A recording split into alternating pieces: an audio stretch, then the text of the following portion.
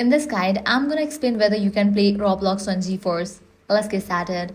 First, launch your preferred browser and search for GeForce NOW game list. Click on the first link that appears. This page shows all the games currently available on GeForce NOW. Scroll down to the R section or use the search bar to look for Roblox.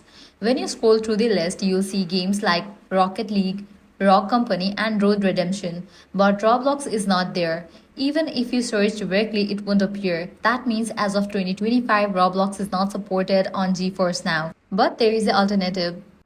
Open a new tab and search for now.gg Roblox. Click the first result that says Play Roblox online for free on PC and mobile.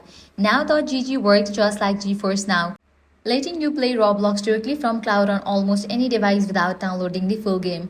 This is currently the best option if you want to play Roblox on a low-end PC, school computer, or anywhere GeForce NOW is not available.